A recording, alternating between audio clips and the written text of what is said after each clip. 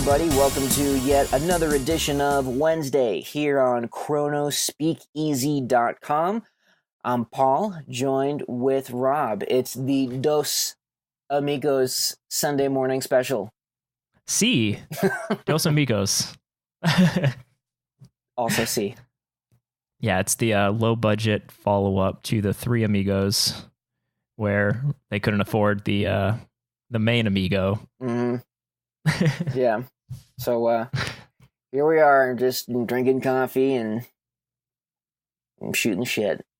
Yeah. Some would good say. Times. Yeah, absolutely. Team good times. So how you been, man? What's new in the world of Rob? I have a week of vacation starting today, where I'll be doing nothing, which I'm very excited about. Good for you. We could record more shows probably. Hell yeah. I'm off tomorrow. I'm working. Actually, I am working tomorrow morning. God briefly. Damn it, you liar. But from then on, it's only a day. I want to it's a 5-hour shift. I'm working. It's a 5-hour shift. It doesn't count. Okay. Well, I'm off. So if before or after you want to record, I'm here. And I'm off Wednesday and Thursday. Yes. Also, my nightmarish downstairs neighbor has finally moved out, which means I can probably sleep through the night a lot more without a subwoofer shaking my entire apartment. You know, I'm just imagining happening. This is like if I were to film this, like, you know, it's like, and, you know, it's all peaceful and nice, and you're so excited about going to bed. Wrap the covers around you, light out, and the subwoofer noise comes back, and it's like the noise wasn't coming from anyone living. It's like the noise was from inside of you the whole time. It's crazy though. Like, so he moved in a year ago. From the first day, this guy was just an asshole, just blasting music so loud, and like it'd be silent all day. And then from like 10 p.m. to 4 a.m., he would be so fucking loud. And then it's like, oh, cool. So the time when normal people who work every day have to sleep. And yeah, it was a bad time. So now, like, literally when I hear like just like that low rumble of like a subwoofer from afar, I get like anxiety. I'm just like, oh no. It's like minor PTSD. God, that's, first of all, yeah, he's an asshole, and he sounds like he's a vampire. 10 to 4 in the morning. Yeah, and it's like, come on, man. That sucks. But he's gone finally, so it's an exciting day in the Nordberg household. Yeah, because you haven't slept in a year. Mm-hmm. I was like explaining to my coworkers once, I'm like, it's like having a newborn baby, except you hate it. And and your baby's 34 years old and angry at the world. It's like, except it's the opposite, because everything sucks about it. He's angry that he can't get laid, so he's taking it out on you with loud music. Yeah, it's like, I've had loud neighbors in the past, but they're at least like human beings. So you're like, hey man, you're loud as shit. They're like, oh, I'm sorry. Let me turn this down to a reasonable volume. And I'm like, thank you. Right. Cooperation. It's like, yeah, it's like same thing. If I was ever loud and somebody texted me, he's like, hey, you're super loud. I'm like, oh shit, I'm sorry. I'll put headphones on. You know, I have a friend who, I don't know the name of this particular condition, but it's where certain noises makes them angry. And apparently my mouth does that to this person, especially when I'm eating. And I guess she had broached the topic to Angela, you know, saying, hey, like, what's a good way of telling Paul, hey, you sound like you're a fucking starving wolf, you know, cutting into its fresh kill. And, you know, Angela's like, no, just Paul's cool, just tell him. So sometime later, they're over our apartment, and, you know, I'm eating, not knowing that I'm torturing this person, which I regret. You know, team good times. I don't want anybody to be uncomfortable, especially while I'm trying to, you know, feed myself, gain some sustenance. And she goes, hey, Paul, could you mind just, you know, be a little quieter when you chew? And I had no idea. So I am grateful this was brought to my attention. I was like, oh man, yeah, I'm so sorry. I did not realize that, you know, I unhinged my jaw while, you know, and she's like, yeah, it puts me into a murderous rage and like murderous rage. And I was like, you just could have stopped at just, can you keep the noise down? Like, I'm sorry it makes you want to murder people. Not nearly as extreme as your neighbor situation, but apparently mine chomping in this poor person's ears. Yeah. The way she made it sound like I feel like the one I chew, like glass is shattering, car alarms are going off, babies crying, dogs, freaking out because it's a frequency only they can hear. But I'm glad the neighbor's gone. And Jay had an interesting idea for a topic. This won't be the main topic, but that'd be kind of fun to explore, at least briefly, like the best and the worst neighbors from comic books. Wow, I butchered that sentence. Me speak good. I believe the sentence was right. It was just broken up in such a way. In a way that, you briefly thought I was having a mild stroke. So when he said that, the first thing that came to mind is how terrible it would be to have the X-Men as your neighbors. Not even necessarily like your downstairs or upstairs, but just anywhere even close by. Because how many goddamn times has the X-Men mansion been blown up, attacked by giant robots? Oh, yeah. It's got to be loud. Like every time the goddamn basketball court opens and a jet flies out of it. Like, yeah. Yep. Yeah, I'd imagine you probably wouldn't get a lot of sleep. Maybe right between the Blackbird coming out of the basketball court, Jean Grey having some pretty intense dreams, waking people up. I know. Or just anybody, Wolverine dreaming, and wake stabbing up bleeding people from the nose. You're just like, what the? Oh god, damn those neighbors. It's like, hey man, I'm open to these mutants living nearby, but we got to get them out of our town. It's funny you mentioned X-Men because my first go-to was Sabretooth. Because I just felt he'd just be like a giant fucking dog in your apartment, Like, I'm sure, because he always looks like he's wearing a hairy pashmina. So I imagine a lot of shedding, a lot of drool. Like a husky at peak shedding time when you pet them and then you pull your hand up and it's like having a mitten of dog hair. Yeah, that's what Sabretooth would be like. Jay had mentioned Beast, and I'm sure there would be similar problems with blue hair, but at least he's an intellectual. Like, I can talk to him while I'm sweeping the floor. Yeah. I would say maybe with Magneto, you could go over and be like, hey, man, what's up? Do you mind putting up, just like a wall? Can you make me a wall of metal to, block your weird Brotherhood stuff? Yeah. But I'm also a human, so he probably wouldn't take me that seriously. I'd be like, hey, hey, man, you can kill the other humans, but I'm over here just trying to sleep. Yeah. Mainly, if you could just kill the humans that work for my student loan company. Maybe somehow erase the files. I don't know.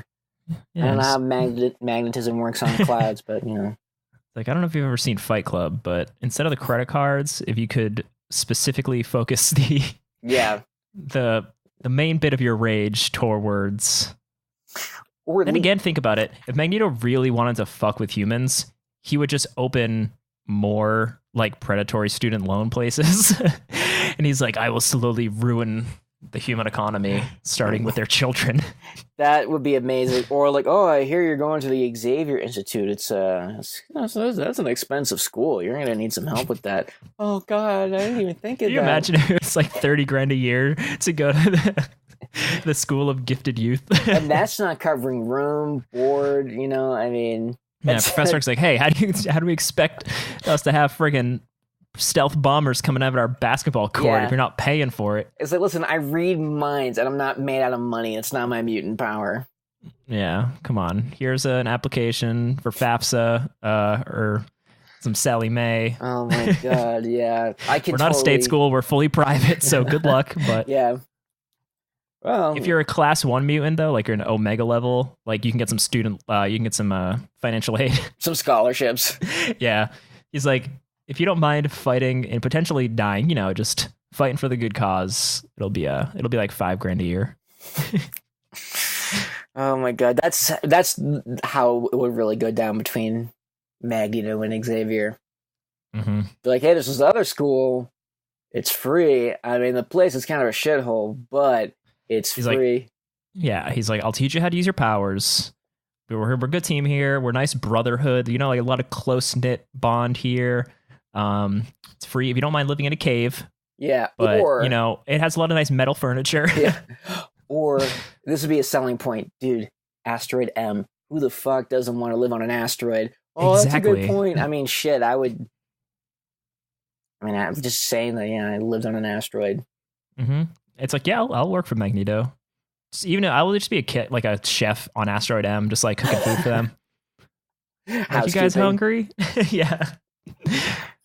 Oh god, that would be amazing. See, this is why Rob and I should be making movies, because it would just be like, fuck Nolan. We get realer than Nolan. I feel like we would be good at making the 4-minute shorts that used to be on the Marvel Blu-rays. Yes. Like the day in the life. Yeah. No, I think that would be, you know, and I kind of wish they would bring those back. Because I was thinking about, you know, before Infinity War came out and Angela and I were rewatching all of the movies, I was thinking about how there are some pretty significant gaps of storytelling in between these movies that I wish were filled and could be easily filled with little Marvel shorts. Like, for example, like you look at the end of Iron Man 3 and Winter Soldier and Dark World, and then you jump to Ultron, and where they're a unified team. It's like, I would like to see how that happened, you know, like, was like Tony Stark back in New York is like, yeah, my Malibu place got bombed by, you know, Guy Pearce, and I know you're out of a job, and I don't know if you want to come over and, you know, talk about. Like, and I know I also basically acted as if I did not want to be Iron Man anymore, but surprise. Right. Yeah, I do. I just read all these suits, but I built more. Or he's like, I found one suit I liked. Yeah. Basically, Pepper was like, you got a problem. Right. You got to liquidate some of this. Some of. And has anyone heard from Thor? I heard a rumor he's in London. Like, yeah, there's some weird shit. There's some elves running around, but that was only a day or like a couple hours and it disappeared. So there's like a giant monster dog running around streets in London. Like, I kind of wish that there, like, can you just imagine just like a one shot of like, I don't know, just even that conversation, like Tony Stark bumping into Cap at like a fundraiser. So, Shield, huh? That's a bummer. Yeah. Or like, it just like picks up Cap, like wakes up on the shores of the was it the Potomac, the river in DC, and his phone rings, and he looks at it, and it's Tony. He's like, "Yo, man, you need help? I just saw on the news, shit's going down." Real late, Tony. Yeah, see, like, I think that would be awesome. He's like, "Well, I just Venmo'd you some money. Good luck. See you later, man." Listen, I'll send the car over. It's not that far of a drive to New York, or maybe it is. Fuck it, I'm drunk. Whatever. Point is, I'll pay for the Uber. You know, or like what sort of like misadventures Tony and Bruce got into after Avengers, or even after Iron Man 3, like that post-credit scene where Tony was telling him the entire plot of, you know, Iron Man 3. I'd like to see like what other science-y things they were doing. But I don't know, that's like nitpicking, because for the most part, the Marvel movies are pretty damn amazing. Yeah, I think I would be okay with some of the like more humorous, not necessarily cliffhanger-y post-credit scenes. Yeah. Like back in Avengers, the shawarma thing, just like, oh, that was fantastic. Something like that, or kind of some of the Guardians ones where you just see like Stanley and the Watchers, or Howard the Duck, just like goofy shit like that. Yeah, no, I'm totally on board for that, because as we've said many a time before, the small slice of life stuff is what always kind of makes, you know, like, at least for me, my favorite parts of those movies. And like, even going back to Age of Ultron, I mean, that party scene, you know, where it's just them it's amazing. talking That's and hanging the out. Best scene in that movie. If they wanted to make more one-shots like that, I'm game. You know, like, just like, how about this? Like Clint Barton coming home after the end of Civil War. How'd it go? I'm kind of a fugitive. Yeah. Cap sort of helped me escape from this barrel in the middle of the ocean that I'm pretty sure was designed for the Hulk. Why I was placed there, I don't know. And maybe under house arrest. Not too sure. We'll find out more when we see Ant-Man. But yeah, stuff like that would be kind of cool. Mm-hmm. But yeah, I mean, but it seems like, speaking of movies, there's definitely no signs of it slowing down with Sony announcing they're going to do a Morbius movie starring Jared Leto. And this is a Spider-Man spin-off I'm actually okay with, which I'm sort of surprised by. But I think after seeing the Venom trailer, or just even knowing they're making a Venom movie, I feel like Morbius, I think, would fare better because, as you had mentioned before recording, this isn't a character whose origin is dependent on Spider-Man. Yeah, I mean, so Venom is like so closely tied to Spider-Man. Like, if they follow the actual origins, he shouldn't exist without Spider-Man being a huge part. But I feel like Morbius, there's a couple other characters I feel like they could make solo movies for, because they could just make kind of a vampire action movie. Something like Blade worked. Like, just yeah. Obviously Morbius and Blade are different, but just similar vibe, kind of like a horror action movie or something like that. And then if it's good, then they can kind of weave him into the Spider-Man movies or something like that. Right. Yeah, I would love to see that. And I'm actually, and I know I talk a lot of crap about Suicide Squad, but I'm actually still a very big fan of Jared Leto. It's like, I think the last movie I saw him in was Suicide Squad, but then I saw him in Blade Runner 2049, and he was great. He was really good in that. So, I think he could bring the right type of intensity to that character. Not the intensity that he brought to Joker, but I think, I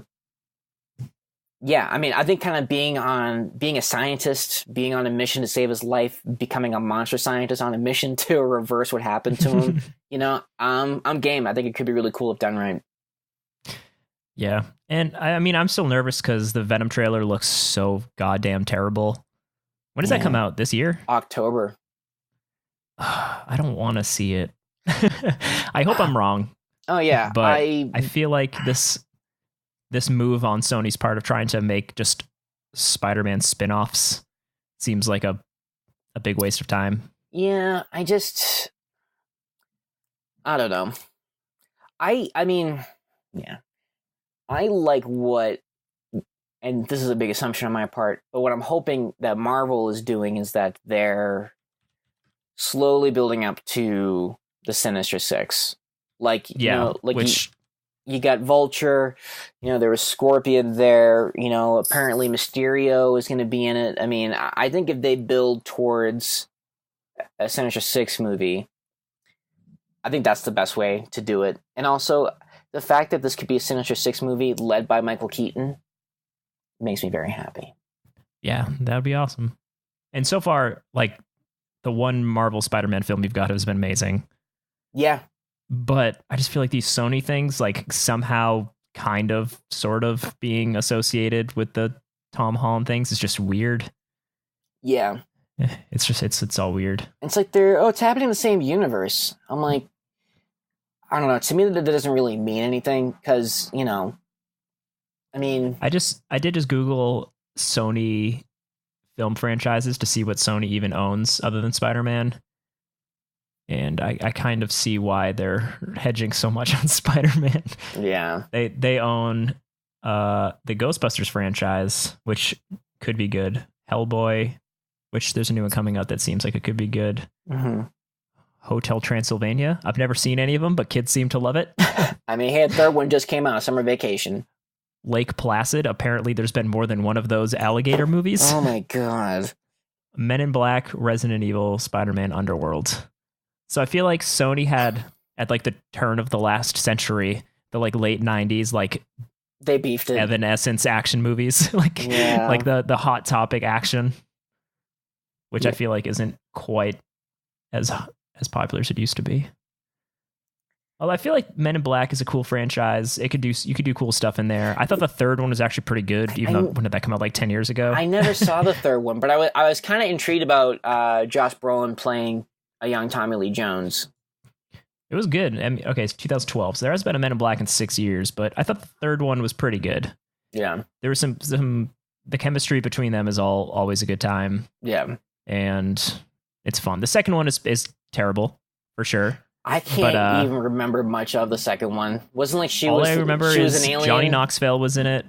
Oh, and God, there's a that's species of aliens called Balchinians, and they had testicles on their chin. Oh, right. That's about all you need to know.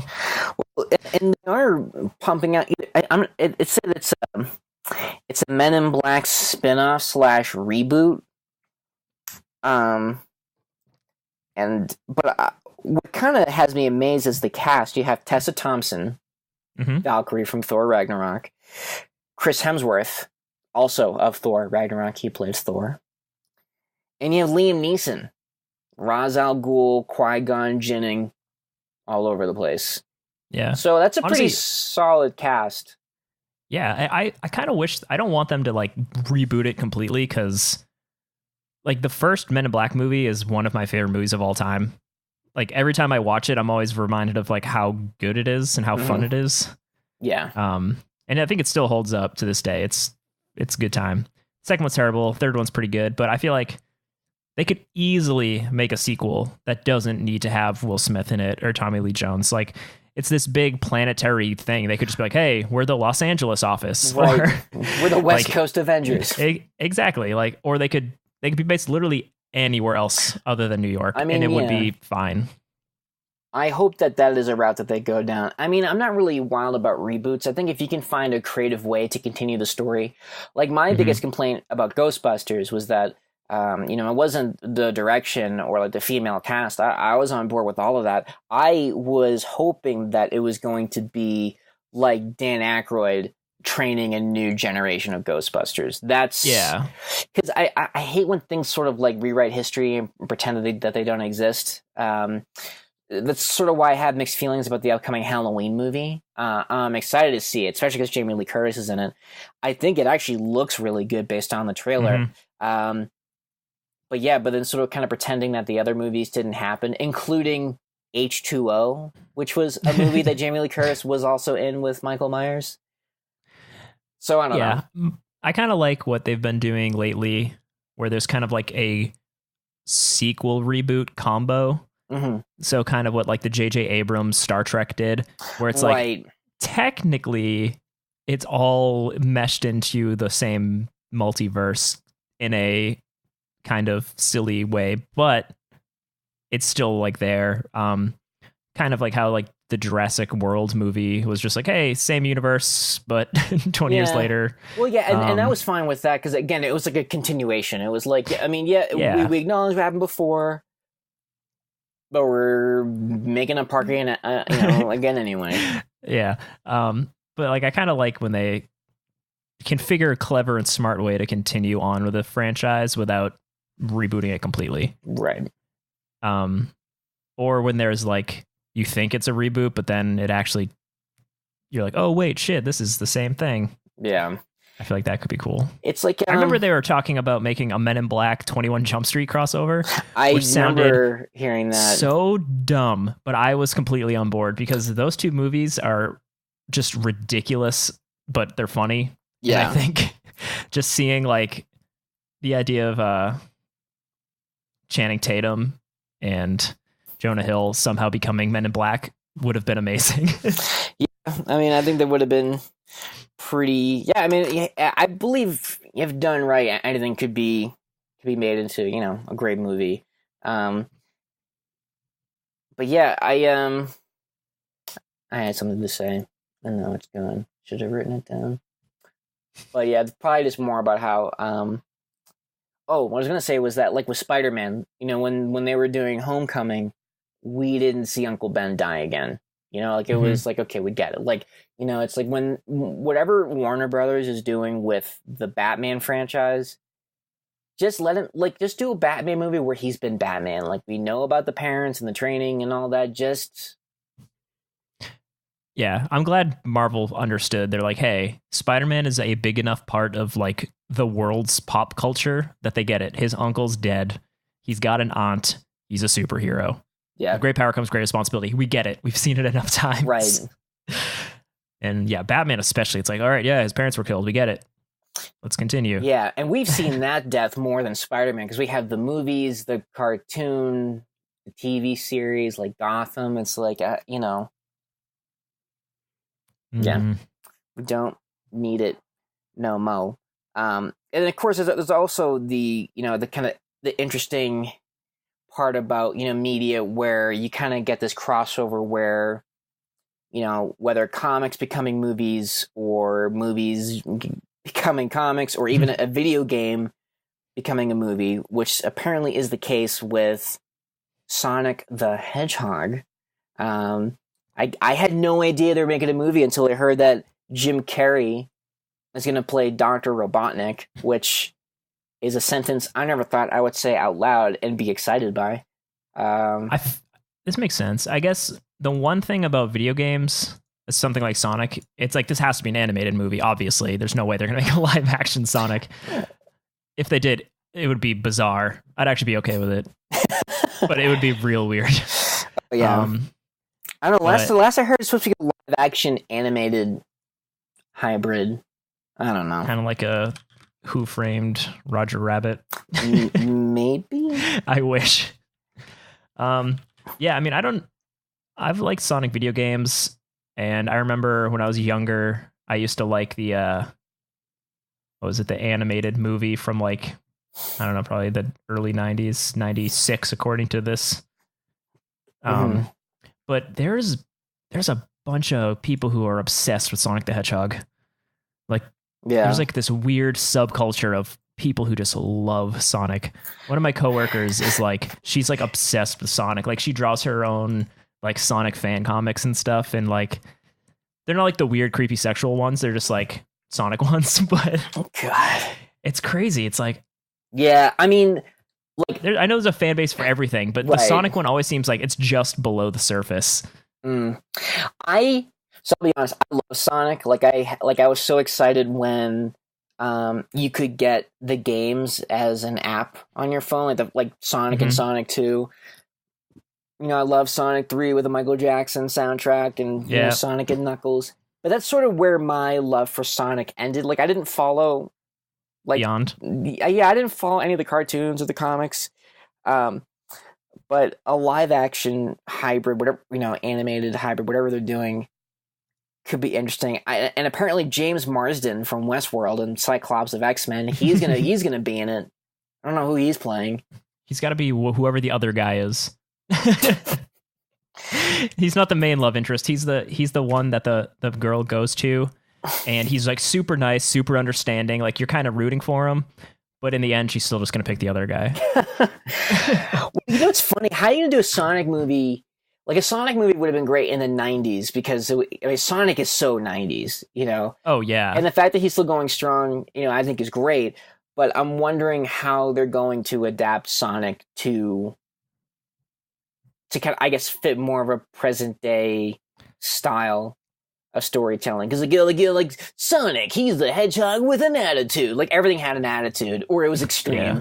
So I wonder, they must have changed it at this point. Like I said, I also haven't kept up with the Sonic games or lore or anything in 2 decades. But I feel like if they gear it towards kids, which I assume they will, kind of make like a, I don't know. I hear that they're making a Super Mario movie as well, and Illumination, the people who make Despicable Me, are making that. And I feel like if that's kind of the route they take for Sonic as well, just kind of like a funny animated movie. Yeah. I feel like that's really the only way that something like that could work. Oh, yeah. I mean... The Grounded, Gritty, directed by Christopher Nolan. Sonic Begins. Just a super non-linear timeline. You're all confused the whole time. Yeah. It's because of the Chaos Emeralds. Exactly. Robotnik is building a gauntlet of Chaos Emeralds. For some reason I always thought Robotnik was Russian, probably because Robotnik was like Sputnik. So in my mind, Robotnik was like, it is I, Dr. Robotnik. I'm here to take cute fuzzy animals and make them into robot slaves. I would not be surprised if, well, it's Jim Carrey. Jim Carrey can be any level of insane. Yeah. I gotta say, the older I get and the older Jim Carrey gets, the more I really appreciate him. Like, especially now, he's like super woke Jim Carrey. Yeah, and ever since he made that movie about I forget his name, but like one of the Mr. Popper's Penguins. Yeah, that's the one. Or no, he was in that movie about the guy who studied like LSD and psychedelics. And I'm pretty sure Jim Carrey took the method approach to that movie. Wait, what movie was that? I didn't know that he made a movie like that. Let me see. Jim Carrey psychedelic movie. Ace Ventura, Pet Detective. The movie is called True Hallucinations, and it's about Terrence McKenna. Was that like a straight to video release? Like, let me see.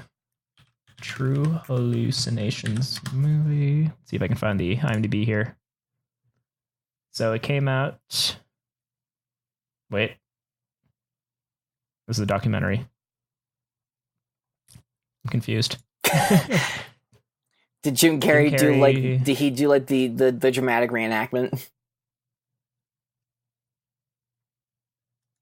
There's a trailer for it, and this trailer came out in April. It's recent. It's like the last year or so. But yeah, Jim Carrey like grew his beard out. He became one with the universe. Well, hey, I've been trying to get one with the universe, so I give him credit. Yeah.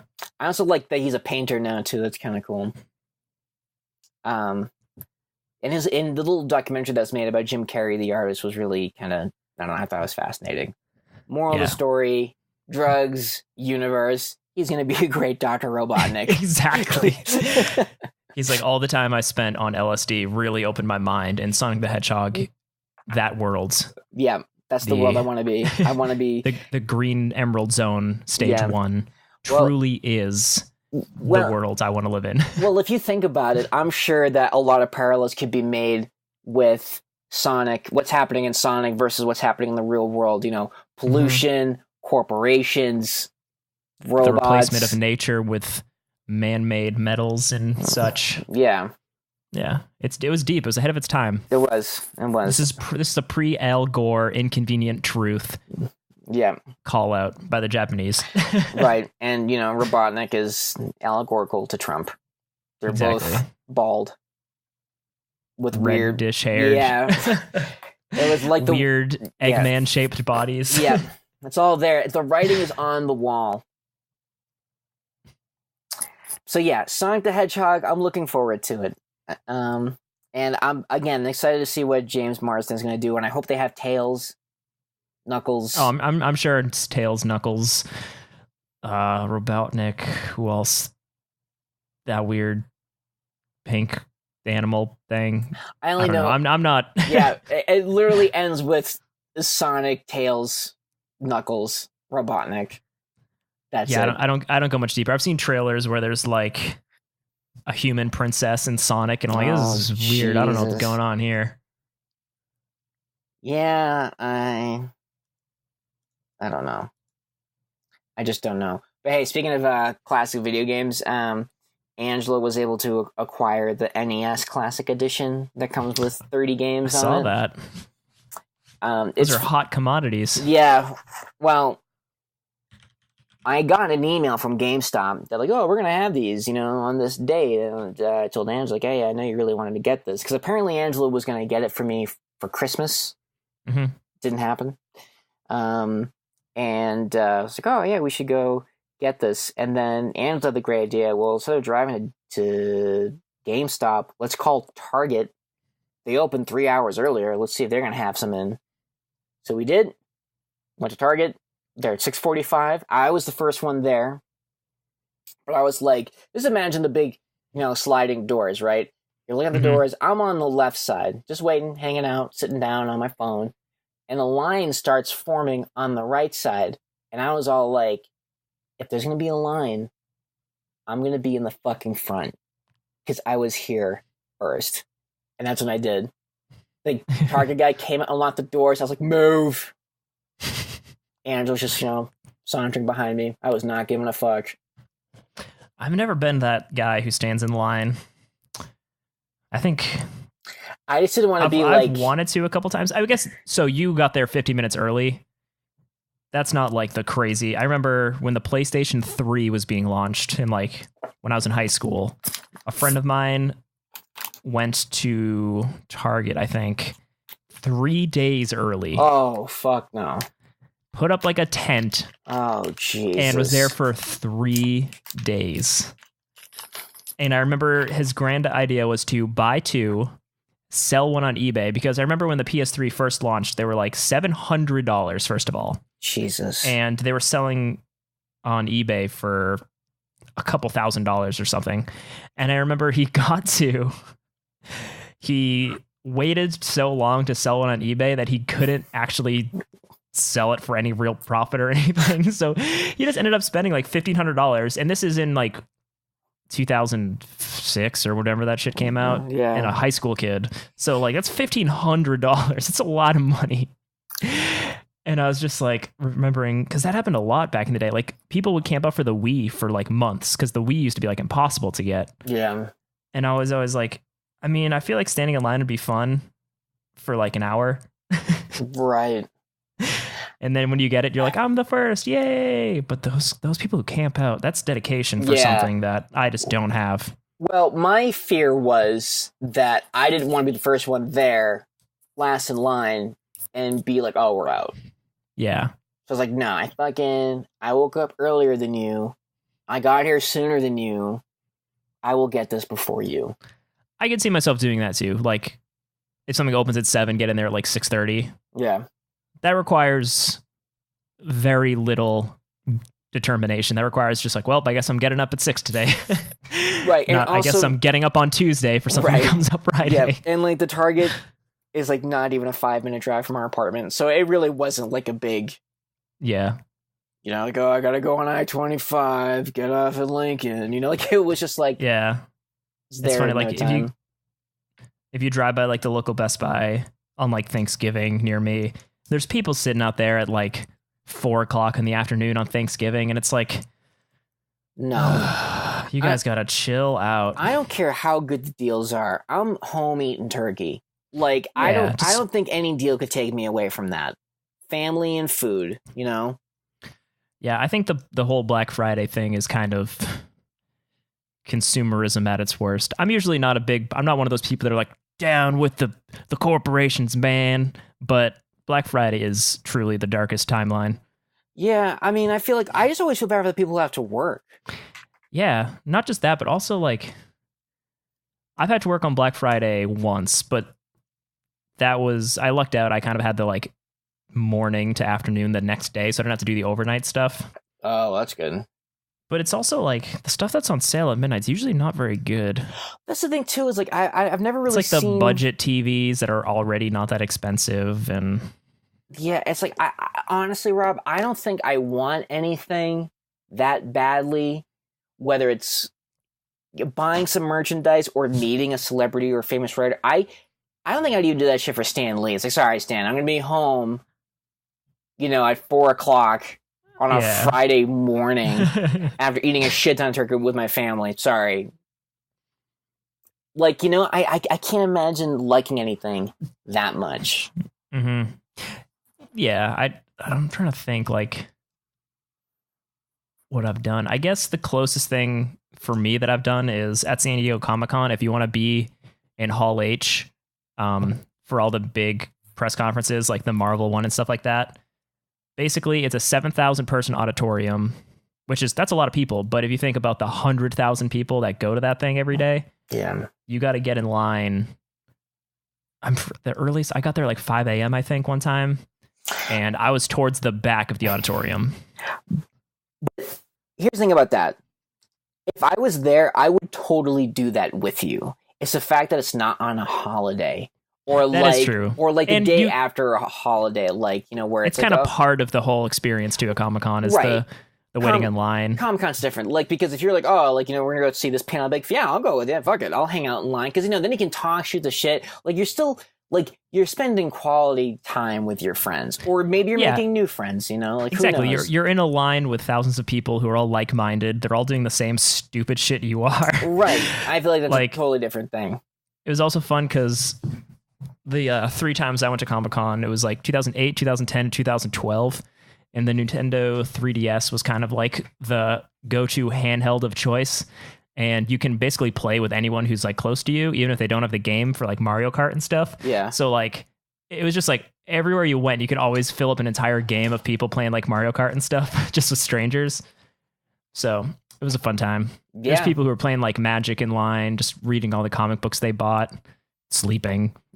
Yeah. And honestly, that's sort of kind of one of the beautiful things I miss about con. I recently went to the Denver con with Mason.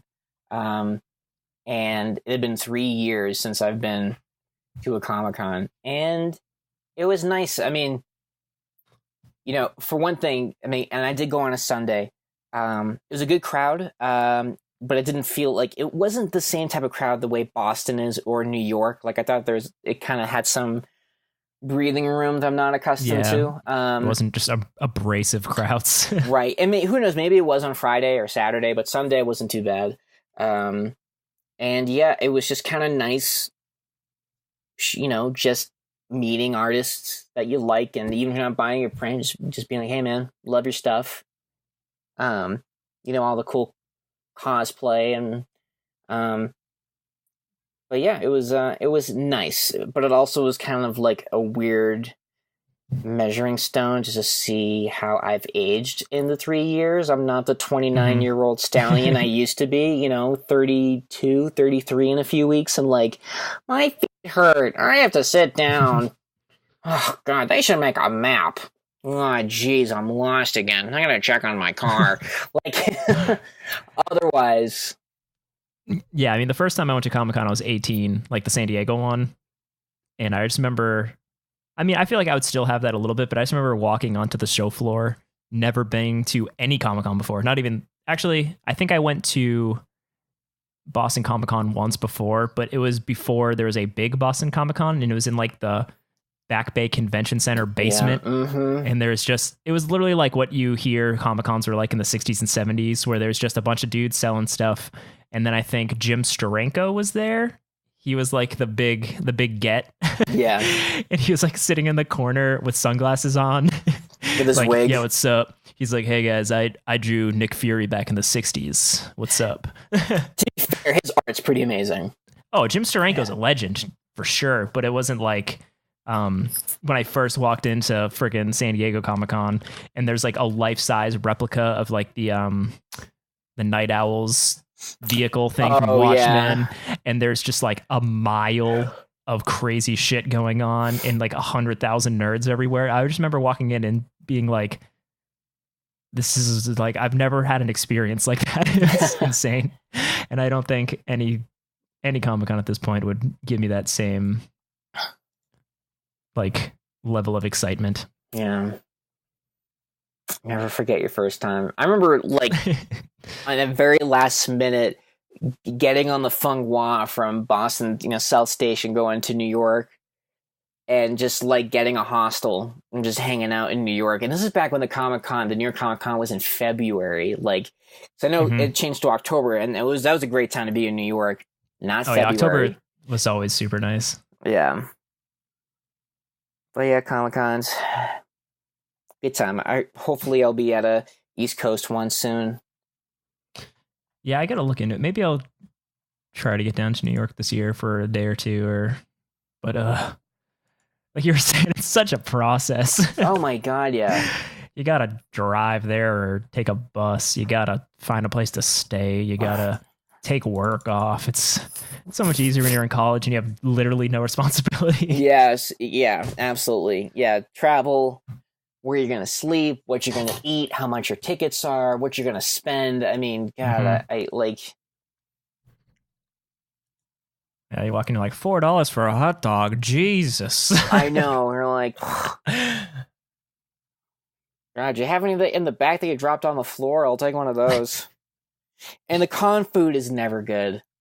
Oh, yeah, no. Especially at New York Comic Con, luckily, like they have the gross con hot dogs, but you could walk outside and get like a fresh street hot dog. Yeah, New York hot dog. Yeah. Which, don't get me wrong, it's probably the equal level of trash, but at least it's got that like authenticity to it. I don't know, man. I think the street vendor food tasted way better than. Oh, it definitely tastes better. That's for sure. So, like when Mason and I were at the Denver one, we got like, I think they were chicken wings. I can't be too sure, but it was like fried, you know. And I remember like his part of like the fried skin broke off, so it looked like it was like a dagger coming out of its holster, or a really gross wet penis.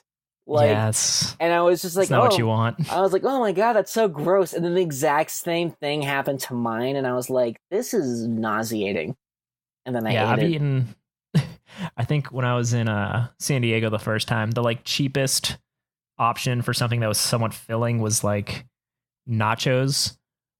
I remember, so I would always get like a thing of nachos with cheese sauce and a bunch of jalapenos on top. And I just remember eating them, and like, you know, if you eat like shitty nachos like that, after the second one, they're already soggy. Yeah. So you're just eating these weird, cheesy, soggy things with peppers on them. And I'm like, well, the fact that I didn't end up in the bathroom with like horrible stomach problems is mind blowing. I bet, you know, maybe because your young teenage body could take it. You do that shit now. Oh, yeah. I remember even by the second and third time, like I kept like a roll of Tums in my bag. So like me and my friends, I remember the last time we would like go to the con line, and right after we finished eating, we handed around the Tums or whatever, and we're like, not today, diarrhea. Yeah.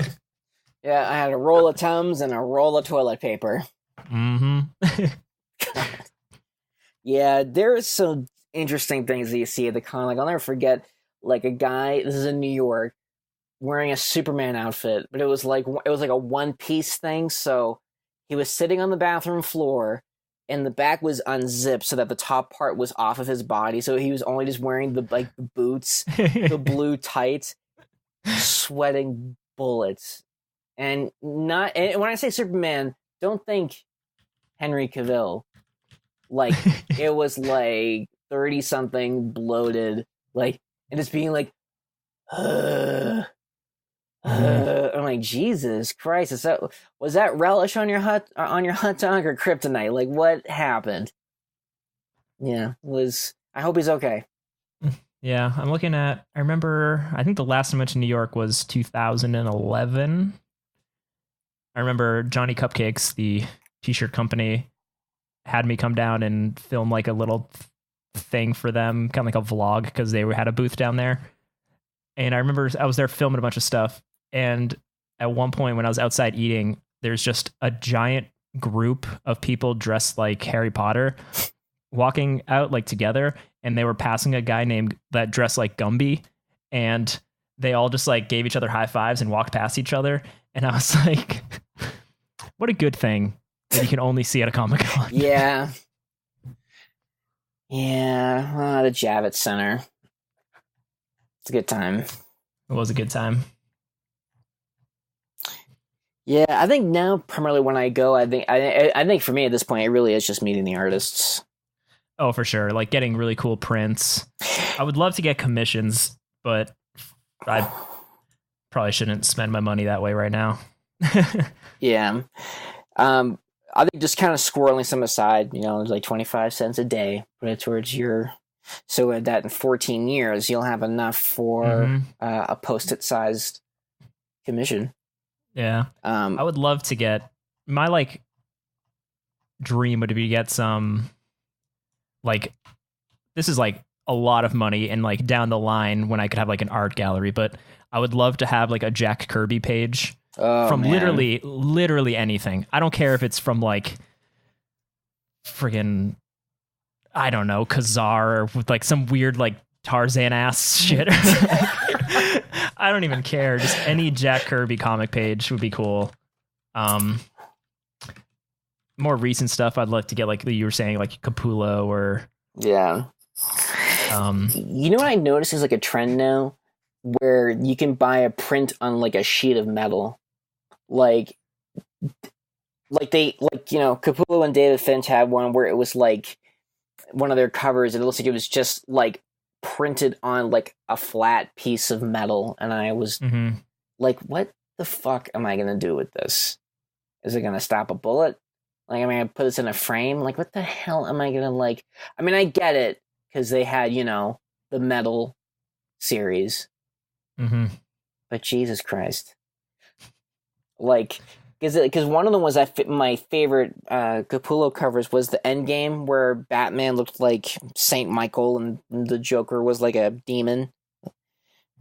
And I would have bought that as a print, but it was a sheet of metal. And I'm like, yeah, I don't want a sheet of metal. I remember the worst for me was, I remember the last time I went to Boston Comic Con, Esad Ribic was there, and his entire time he was like doing these like sketches, and then he would watercolor them and then hang them. So like they were like, he was doing it there live. They were like actual art, and he wasn't selling any of them. He was only selling prints, like prints at like a lithograph or whatever it's called, and none of them were good. Like, I'm like, this dude who has like the best Thor artwork out there, like just so much amazing stuff he could have chosen for prints. In all the ones he drew while he was there, there was like a sick Doctor Doom one. There was one where I think he drew Daenerys from Game of Thrones. Oh wow. With like the little dragon around her and stuff like that. That was cool. I'm like, I'm not even a huge Game of Thrones fan, but I was like, that's really good. And I remember like, are any of these for sale? And he's like, no, just these prints, in his Scandinavian accent or whatever. And it's just like, what were his prints? I forget what they were. They're like, I was like, oh, here's just one kind of like Cyclops at the breakfast table reading a newspaper. Actually, shit, I would buy that. Trying to think with it. I just remember like nothing like really stood out. Cause let me see. I just Googled Esad Ribic Comic Con print, and these all look amazing. I would have bought all of these. If you just Google that, there's one with Doctor Doom and the Enchantress that is badass. There's a bunch of badass Thor ones. Trying to think. There's some kind of ugly Loki ones. Maybe that's what was there. But God, there's like a sick Batman one. Like there's so much. He's so good. Why was he selling those ones at Comic-Con that year? It was such a bummer. Because like, honestly, if he was selling those custom watercolors at the time, I would have spent way too much money on that. If he was like, yeah, $350, I'd have been like, sold. Okay, here you go. Take it. Thank you. Bye. Yeah, but you know what, though? If you had gotten that, you would still be happy to this day that you did it. Oh, for sure. Like, they were incredible. It's like literally one of my favorite comic book artists, hand-drawn, awesome stuff. I wonder who he was doing the watercolors for. I don't know. Because like he said they weren't for sale. He didn't say they were commissions for other people. Because I don't think he was doing commissions, because I probably would have commissioned him. I paint him for the doll in my house. It tells me what to do. Oh God, okay. Her name's Annabelle. Okay. Yeah, I mean, someday I would love to have like, there's like a small little gallery wall of incredible art stuff. Yeah. Comic book art. I want it to look like I live in a museum. With not like just there's some prints, but like, like with like my shield, like I want it to be like, oh yeah, and they have these artifacts. Here's Mjolnir. Like I've always wanted to get Giant Size X-Men #1, like the actual issue. I don't care if it's graded or anything. Yeah. I don't need to go crazy because it's not like I'm going to sell it unless shit gets real bad. But I would just like to have that nice and framed. Oh yeah. Or like Spider-Man 300, just like some like those iconic covers. Yeah. Spider-Man 300, I think, is only like a couple $100 down the line, maybe, if I can afford to just waste $300. Yeah. Never mind, it's like $350. It's the unfortunate thing about all the comic books that I want to buy is that just the further I go into age, the older they get as well, and the harder they're going to be to find. Yeah. Giant Size X-Men #1, though, it would be like the one rare old comic I would love to have. Just because it's like such a iconic cover introducing like my favorite team of characters. Oh, yeah. That would be pretty great to own. Yeah, right now on eBay they're going for like $700 in rough condition. Damn, in rough condition. He had a graded one. That's graded from not the CCG or whatever, some other weird grading company for $1,500. It's just like something that somebody did in a basement where they just laminate the comic. Yeah. Yeah, the CGC rated ones above 8 are starting bids are like $1,200. That's a little much. Yeah, I never got into the whole grading thing though. I never cared. I'm with you. The only I only have one comic that's graded, and that was an issue of Daredevil, where the cover was drawn by Jack Kirby. But the real reason why I wanted to grade it was because that was the one I got autographed by Stan Lee. So I want to like protect that signature. Exactly. So you make sure that they're like, all right, well, this plastic will protect it. Well, I have it, yeah, and it's like a pretty diesel plastic case, but I keep it in a drawer so that so I don't want any light damage. Light can't hit it. Yeah. Right. So every once in a while I'll look at it, but I can only have it out of the drawer for 20 seconds and then promptly back into the drawer.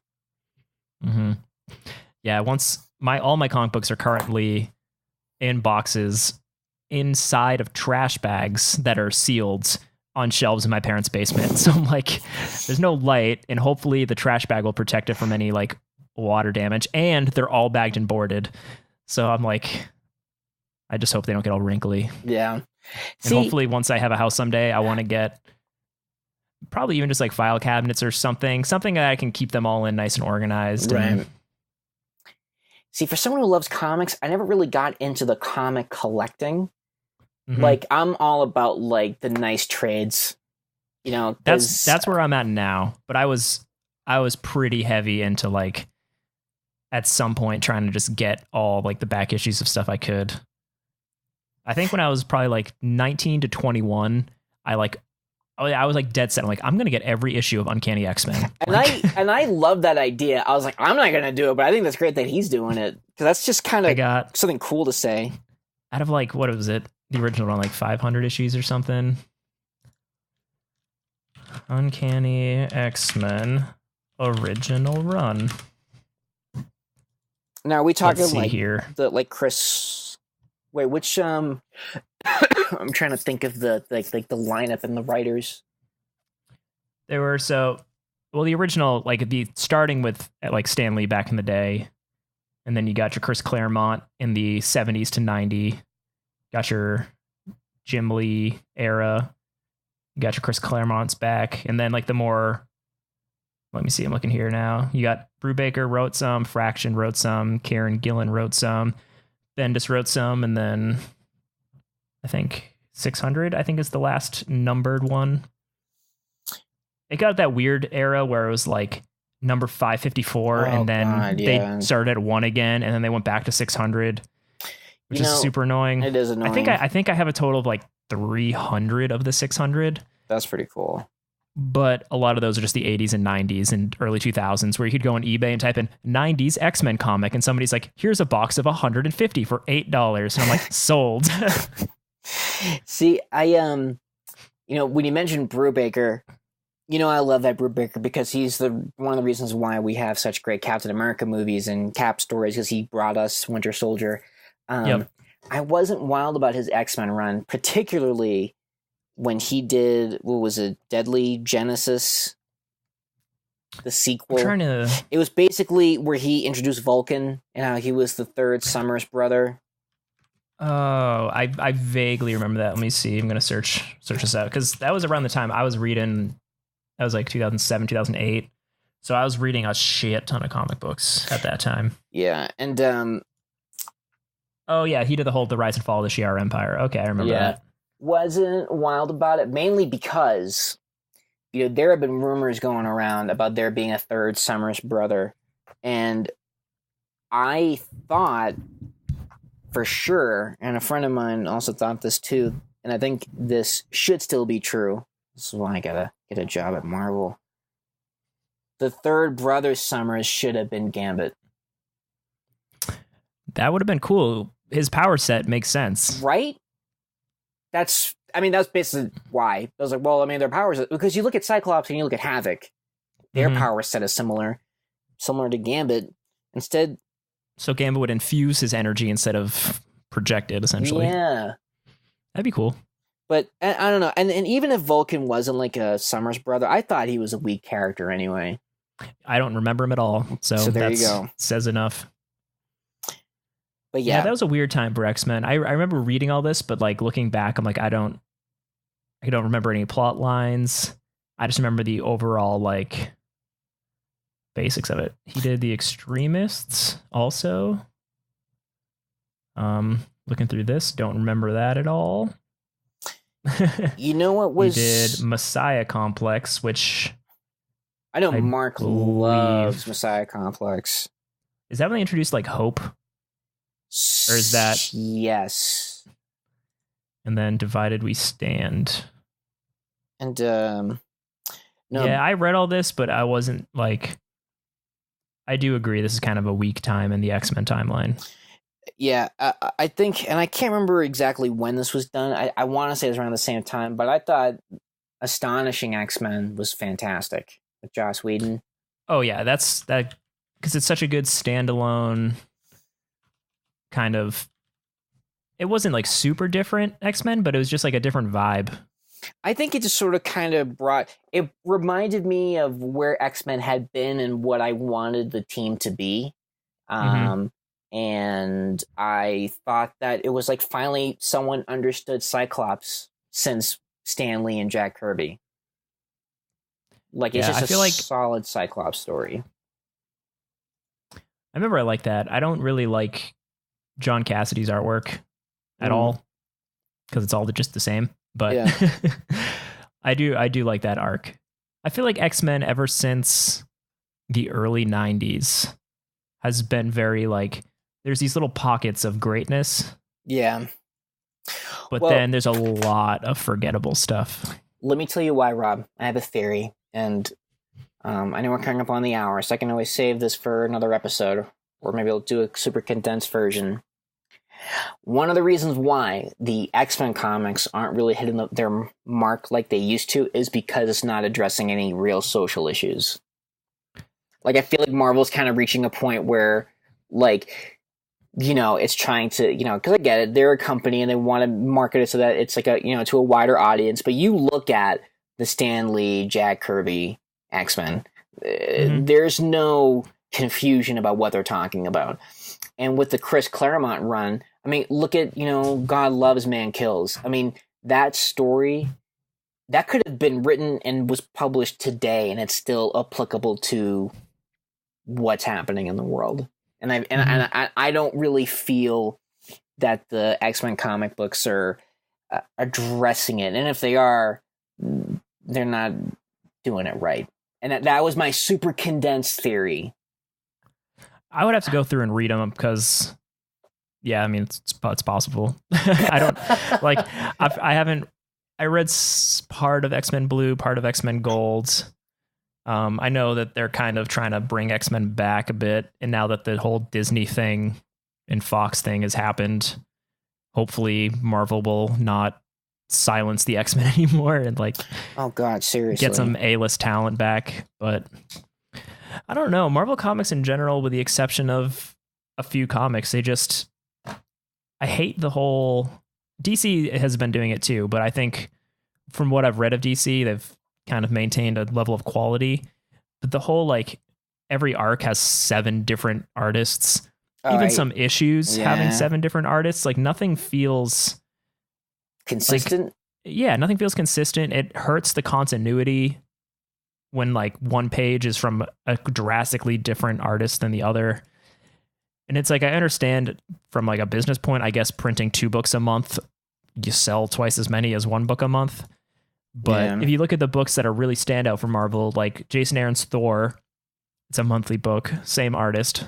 You look at the Mark Waid Captain America, same creative team. And I don't know, all like even the event books. What was the last big event? I don't even remember. Secret Empire is the last one I can remember quickly, but each issue was done by a different artist. Some even had multiple artists per issue, and it's so disjointed, and makes me miss the days of like just like Mark Miller and Steve McNiven doing Civil War, or Bendis and you on Secret Invasion, or just I don't know. And honestly, for me, like I'm so busy and time flies by so fast at this point that like even if a book comes out once every month and a half, I'm not going to notice as long as it's consistent and good. Right. And like you were saying, I read a lot of stuff in Marvel Unlimited now. I read a lot of trades, so the kind of gap in release date doesn't affect me as much. Mm-hmm.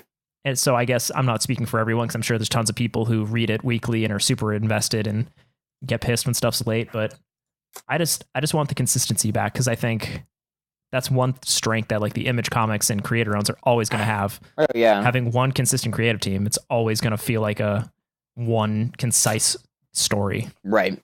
No, I agree with that as well. But we are up on that hour mark, so real quick, what you been reading or watching?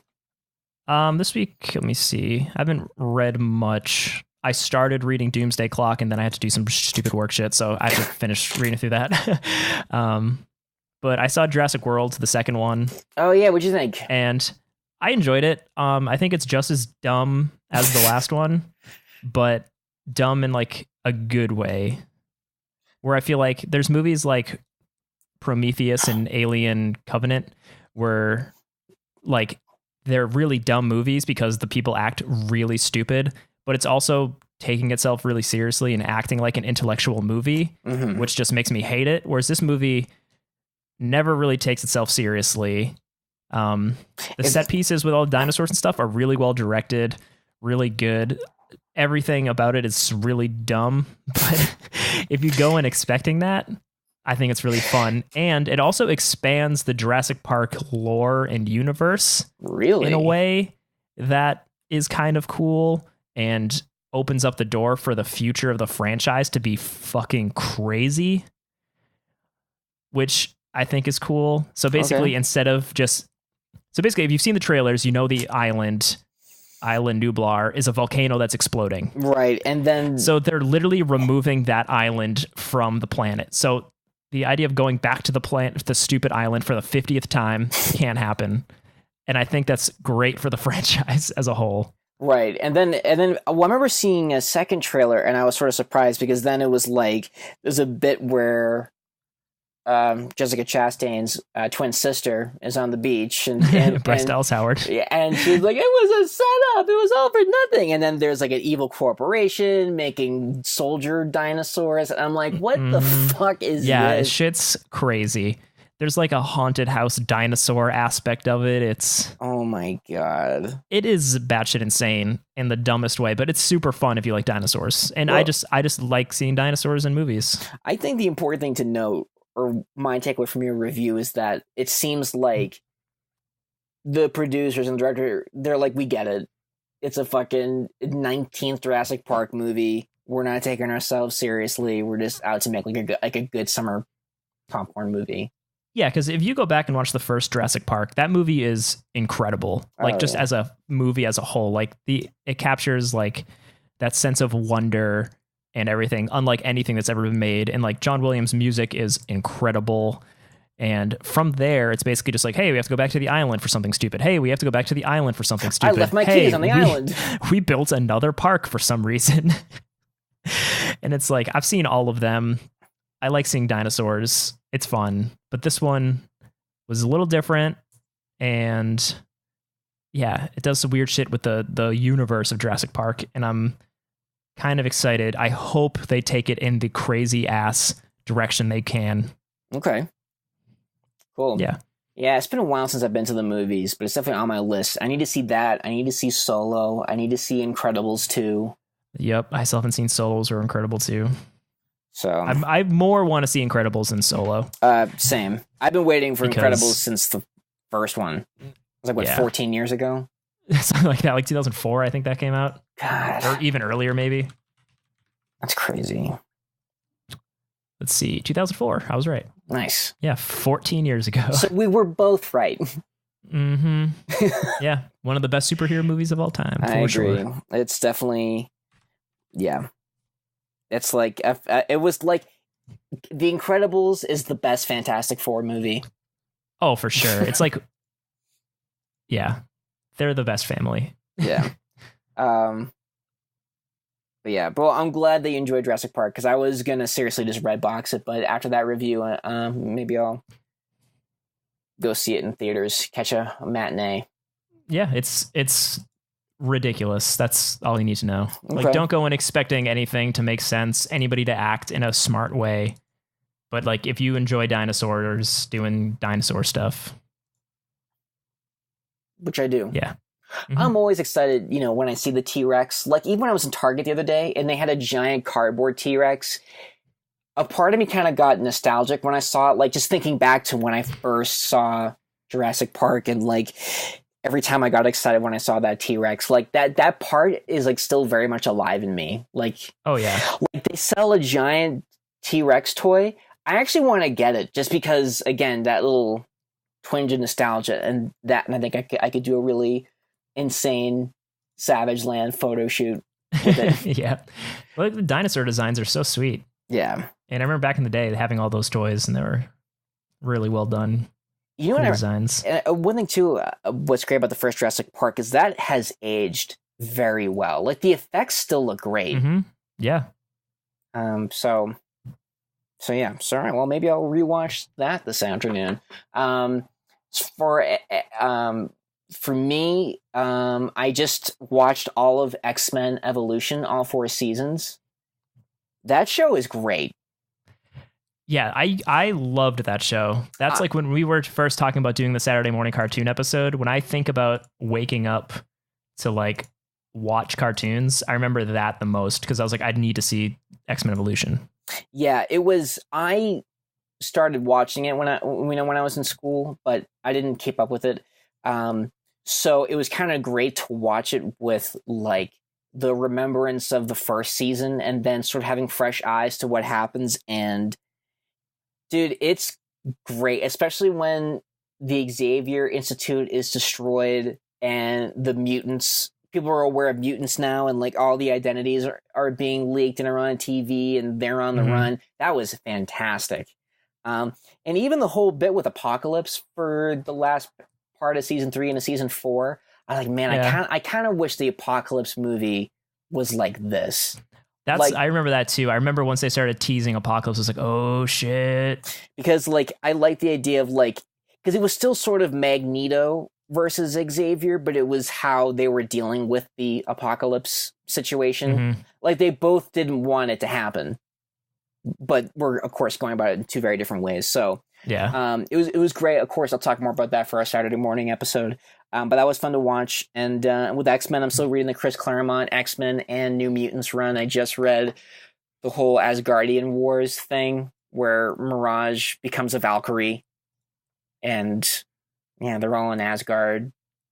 Loki's in love with Storm. Like, kind of makes her like a Thor, like makes her own hammer and all that. Again, batshit is sort of like kind of like the right kind. Yeah, you can do batshit correctly, and that's the best kind. Yeah. So that's what I've been reading. And of course, our listeners, you all know the drill. Instagram, Twitter, Facebook. We're on iTunes and Stitcher, and please definitely show us some love and give us those star reviews. And as always, enjoy your issues.